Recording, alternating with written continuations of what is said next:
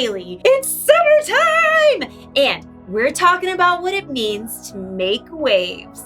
Because what you do today can change the world around you. There's lots to do in the summer. Sometimes it can get crazy. Woo! Woo!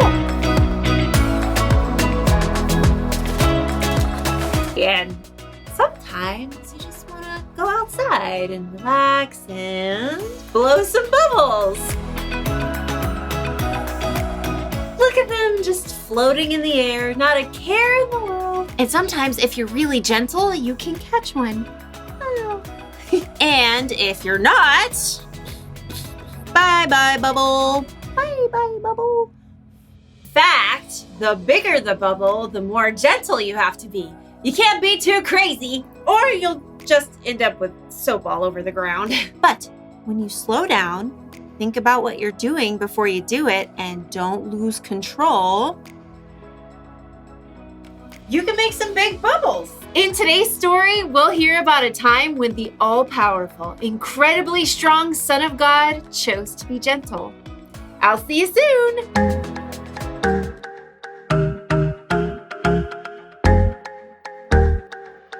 Sometimes it's hard to wait for all the things that I want.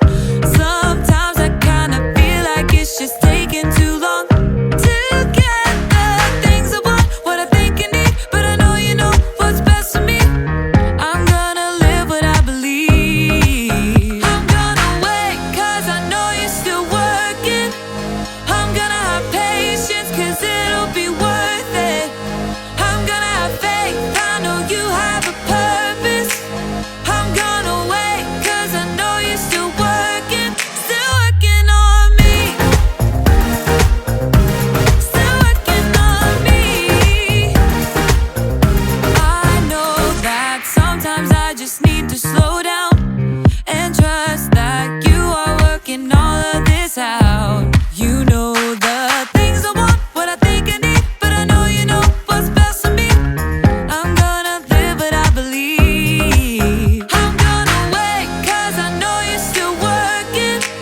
I'm gonna have patience cause it'll be worth it. I'm gonna have faith, I know you have a purpose. I'm gonna wait cause I know you're still working on me. Still working on me. I'm gonna hold up, slow down.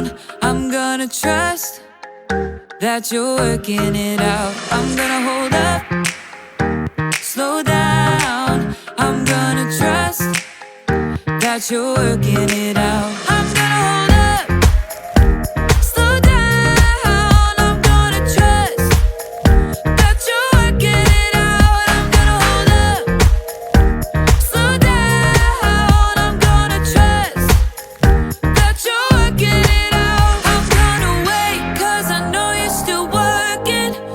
I'm gonna have patience cause it'll be worth it. I'm gonna have faith, I know you have a purpose. I'm gonna wait cause I know you're still working on me. Still working on me. Still working on me.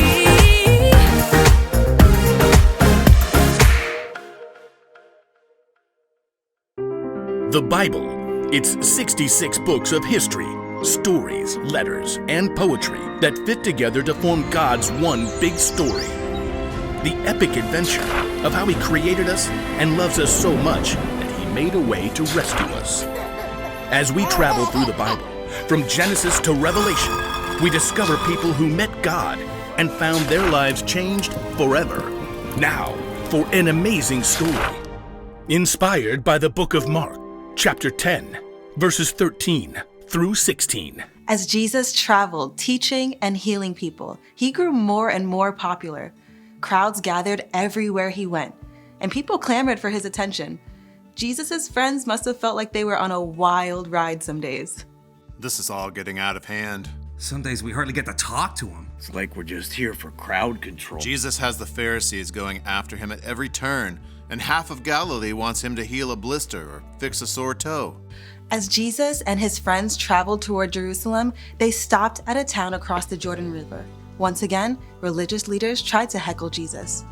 They won't leave him alone. After the Pharisees finally left, the disciples gathered around Jesus. At least he gets a break now. Yeah, and we get to actually hang out with him. Just us. No loud, demanding crowds. It's a ruckus. Jesus' friends looked up to see another group coming their way. Moms, dads, and a whole group of small children. You gotta be kidding me. We're not running a babysitting service. They probably want Jesus to bless their kids. He's been busy all day with leaders and people with real needs. He doesn't have time for a bunch of snotty toddlers. Many families must have had the same idea because they all made their way towards Jesus. Some kids ran around shrieking while others held tightly to their parents and watched with big eyes. Please, could Jesus bless my little girl? And my boys, if he could just lay his hands on them. I brought my little granddaughter. Hold it. Jesus can't see you right now. He's tired. Not to be harsh, but he's got bigger fish to fry. You know who you're asking to talk with? I saw Jesus face down the wind and waves. He can heal sickness and turn one meal into a feast for 5,000. And you want him to waste his time singing Itsy Bitsy Spider. When you put it like that. Jesus heard the commotion. He quickly came forward to see for himself. Sorry. These people want you to bless their kids. Yeah, they're about to turn this place into a circus. Don't worry, we'll get him out of here. Stop. What? Let the little children come to me. For reals? Don't keep them. God's kingdom belongs to people like them. Okay. Change of plan. Go ahead and bring your kiddos. Line up. Let's keep this orderly. There was something about Jesus that made every single child feel safe. They crowded around him, laughing and talking and asking all of their questions at once. Jesus, I hurted my finger. See my boat? It goes swoosh underwater, but my daddy won't let me fish with him at night because it's past my bedtime. And do you like rabbits? Jesus, I want to play hide and seek.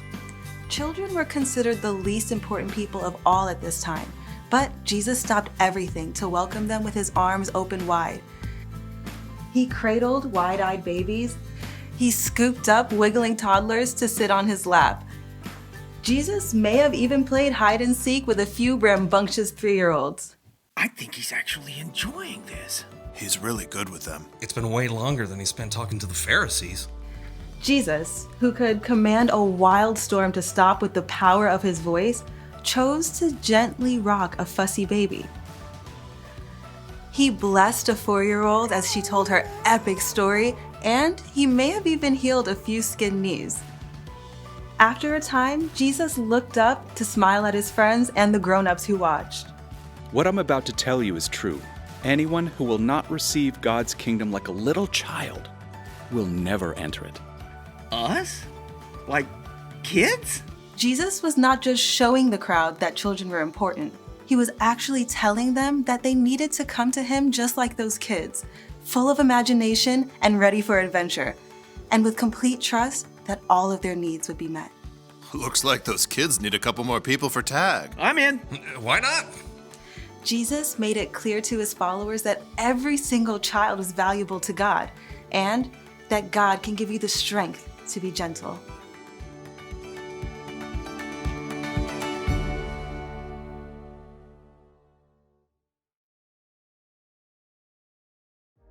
I think we can all agree that Jesus is strong, right? He healed the sick. He stopped a thunderstorm. He brought people back from the dead. And yet, Jesus took time to care for little kids. That takes gentleness. Gentleness is something we all need from time to time. Don't get me wrong, there's a time for crazy. Woo! Then there are times when you need to be gentle, like when you're around babies or little kids, or when you're around someone who's sick, or even someone who's really sad. Being gentle means taking the time to think about someone else's needs. It's slowing down, thinking about what you're doing before you do it, and not losing control. It's kind of strange, but it actually takes strength to be gentle. Like when you're super excited, woo! Oh. Or when you're angry or frustrated, you have to be strong to really get yourself under control. And then you can make a big difference in the world. Woo, woo, woo. And if you don't think you've got enough strength to be gentle, check this out. When you put your trust in Jesus, God gives you the Holy Spirit to help. So, listen closely. Here's the one thing to remember today. God can give you strength to be gentle. See, you don't have to go crazy to make waves, but it's still fun sometimes. Yoo-hoo!